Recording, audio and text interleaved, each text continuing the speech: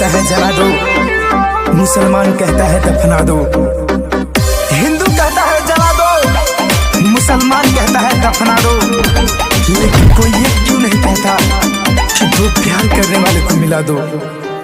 मर जाएब फसरिया लगाई के, हवाले चलो हमके भगाई के। तुम मुझसे मोहब्बत करती हो सूनी? इसकी सजा मिल रही है मुझे। मर जाएब फसरिया लगाई के, हवाले चलो हमके भगाई के। तेरी जानी कोरोना तो तू ही का बुझा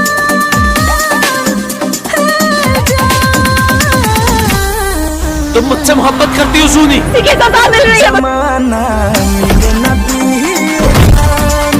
हम हिंदू बानी तू मुसलमान।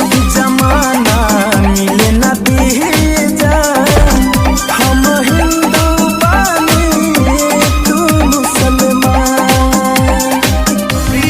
साला प्यारो बोल तो ऐसा इंसान से जेकरा के ना कभी पा सकेनी और ना कभी भुला सकेनी।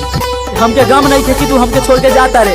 बस जाए से पहले इतना बता जो, जैसे तू हमके भूल गईले। अरे वो भूले के हुनर हमके सिखा। होला न प्यार में मजहब धर्म, तोहसे बिछड़ के न जी पाएब हम। बानी मजबूर तो से दूर बानी जाना, जान करू जान बाटे जालिमी जमाना। तुम मुझसे मोहब्बत करती हो सूनी? इसकी सजा मिल रही है मुझे। होला न प्यार में मजहब धर्म, तोहसे बिछड़ के न जी पाएब हम।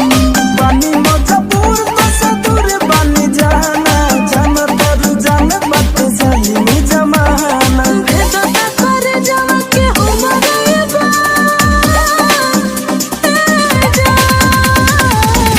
तुम मुझसे मोहब्बत करती हो सूनी? इसकी सजा मिल रही है मुझे। जमाना मिले नबी जान, हम हिंदू बानी तू मुसलमान। जमाना मिले नबी जान, हम हिंदू बानी तू मुसलमान। साला प्यारो बोल तो ऐसा इंसान से जेकरा के ना कभी पा सकेनी और ना कभी भुला सकेनी। अब दिल महफिलों से डरने लग गया है, आंखें किसी और से मिलने से पहले ही पीछे हटती हैं। खुदा तुझे भी एक दिन ऐसा दिखाए, क्योंकि दो